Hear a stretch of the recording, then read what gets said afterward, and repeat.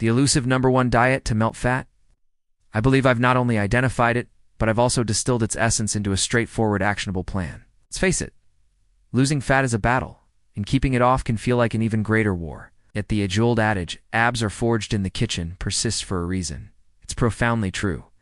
Unfortunately, the fitness world is awash with misleading information, and even many of the popular diets that promise quick results often come with more drawbacks than benefits.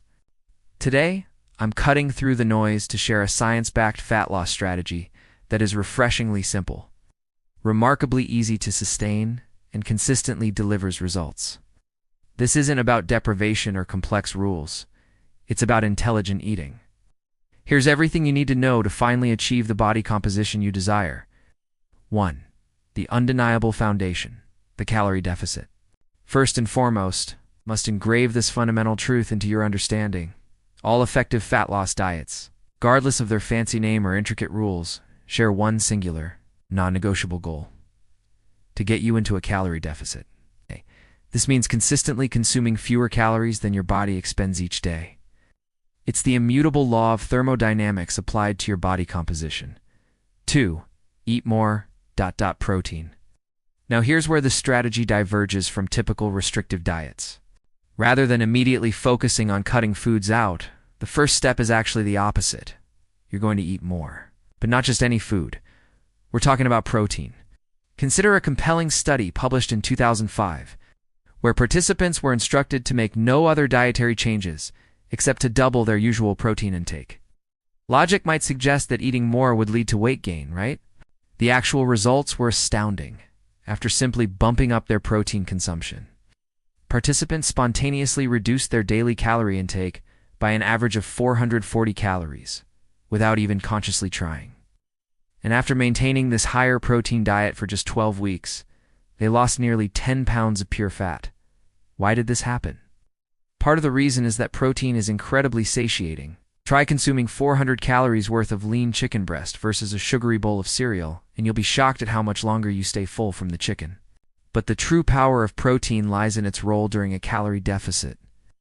When your body is forced to burn stored energy, it has two primary options: break down fat or break down muscle. Eating sufficient protein, ideally at least 0.8 grams per pound of your body weight per day, sends a powerful signal to your body.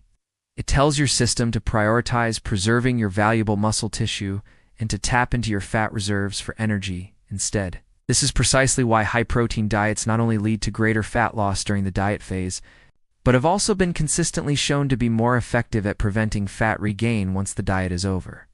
However, don't make the common mistake I once did and resort to eating bland chicken breast for every single meal. You have a vast array of delicious, high-protein options. Your example, here's a visual representation of 30 grams of protein from various sources. Approximately 4 ounces, 113 grams. Of lean chicken breast, 3 large whole eggs, 1.5 cups of Greek yogurt, 1 scoop of whey protein powder, approximately 4.5 ounces, 128 grams, of lean ground beef. 1 cup of cooked lentils contains protein, but also carbs, 1 block, 14 ounces, 400 grams. A firm tofu, 1 cup of cottage cheese, 4 ounces. 113 g of salmon for each of your meals. Select a protein source that you genuinely enjoy. Consistency comes from enjoyment. 3. Carbohydrates. Don't cut them out. Let's continue the theme of smart eating, but now with carbohydrates. Back when I was embarking on one of my very first diet attempts, I stumbled upon a post from a shredded bodybuilder sharing his secret diet. His core advice: cut out all carbs, essentially subsisting on just meat and vegetables. The next day, I bravely gave it a shot. One eliminated bread, rice, sweets, even seemingly innocuous things like ketchup, anything with a significant carbohydrate content. By day 3, I felt utterly miserable. My energy plummeted, and my gym performance was abysmal. After about a week, I did lose around 5 pounds, but I was baffled because I didn't look or feel any better. Here's why. When you initially cut out carbohydrates, you will indeed see a rapid drop on the scale. However, this is because carbohydrates draw water into your muscles. So almost all of that initial weight loss is simply water weight, not actual fat. The reason cutting out carbs often makes you feel drained and sluggish is because they are your body's primary most efficient source of energy, especially during high-intensity exercise. While your body can eventually adapt to use other fuel sources, the research is crystal clear. As long as you are in a calorie deficit and consuming enough protein, you will lose fat regardless of whether you eat a lot of carbs or very few. For me personally, having grown up eating rice with almost every meal, completely eliminating them simply didn't make practical sense. The look on my mom's face when I announced I wouldn't be eating rice for dinner was priceless. That said, the calories from carbohydrates can add up quickly. If you're currently overeating, you will likely need to moderate your carb intake, or, at the very least, opt for less processed carbohydrate sources that provide more satiety for fewer calories. A highly effective strategy I personally use is saving the majority of my carbohydrates for before and after my workouts, when my body needs the most immediate energy. I then integrate them into my other meals, depending on my remaining calorie allowance for the day. 4. Fats. Moderation is key. So far, we've extensively covered protein and carbohydrates, but there's one more crucial macronutrient: fats. Unlike carbs and protein, which both contain approximately 4 calories per gram, fats are far more calorie-dense, packing in 9 calories per gram, more than double. This makes them significantly easier to overeat without realizing it. Beyond the obvious culprits like desserts, pastries, or deep-fried foods, the real danger often lies in hidden fats that silently inflate your calorie intake. For example, consider the calorie bomb in everyday items. A generous drizzle of olive oil on your salad, a dollop of creamy sauce on your pasta, or even a couple of seemingly innocent handfuls of nuts. It's incredibly easy to scoop out a few spoonfuls of peanut butter when feeling peckish, completely derailing your calorie target for the day. However, just like with carbohydrates, you should never completely eliminate fats from your diet. Healthy fats are absolutely essential for hormone production, vitamin absorption, and overall cellular function. The solution lies in moderation and smart swaps. Try using skim milk instead of full-fat cream. Opt for cooking spray instead of pouring oil directly, choose leaner cuts of meat, or select lower-calorie salad dressings. Remember, you don't need to cut anything completely out of your diet. There are always ways to fit your favorite foods into your plan in moderation, as long as your overall calorie deficit and macronutrient targets are met. 5. The balanced plate concept. Sustainability over strictness. You now have a solid understanding of which foods to prioritize. Plenty of protein, alongside a balanced inclusion of carbohydrates and fats. But how do you practically apply this to your daily meals without falling into the trap of unsustainable rigidity? Consider a 2021 study where subjects followed an extremely strict meal plan, which I'll show a screenshot of here. The goal was a calorie deficit, and absolutely no food substitutions were allowed. After 10 weeks, the results were impressive. Participants lost an average of 7 pounds of fat. But here's the critical catch. As soon as the diet concluded, most participants quickly regained the fat they had lost. Why? Because rigidly sticking to strict meal plans doesn't actually teach you the proper habits required for long-term, sustainable fat loss. It doesn't build dietary flexibility or knowledge. That's why I'm a huge advocate for what's known as the balanced plate concept. Instead of meticulously planning every single calorie and food item, aim for most of your meals to visually resemble this. Protein power. Fill approximately 1/4 of your plate with a lean protein source. Think grilled chicken, baked fish, tofu, lentils, or eggs. Veggie and fruit volume.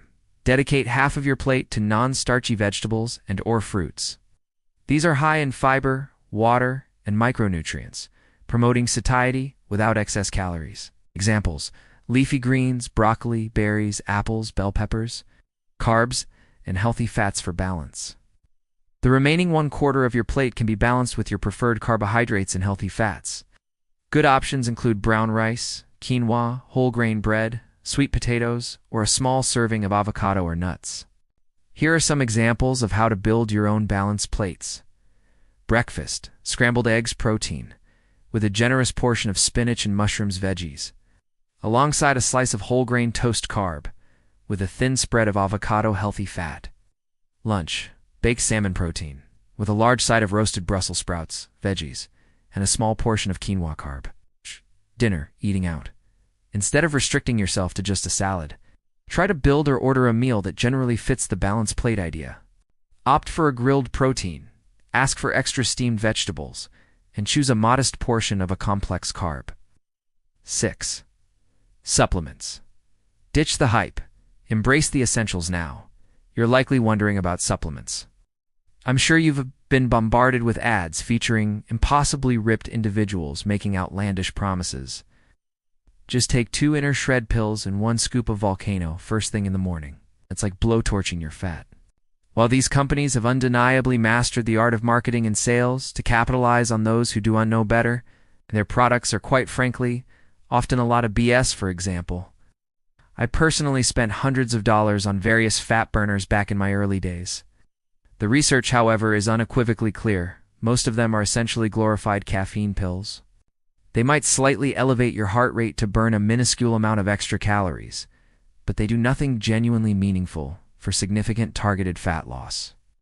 While there are a few legitimate supplements that can help fill nutritional gaps in your diet, such as omega-3 South, vitamin D, and zinc, there is one supplement that stands out as perhaps the single best fat loss tool you can strategically invest in. Illustrating its power is a study from the British Journal of Nutrition. Participants first completed a 4-week diet.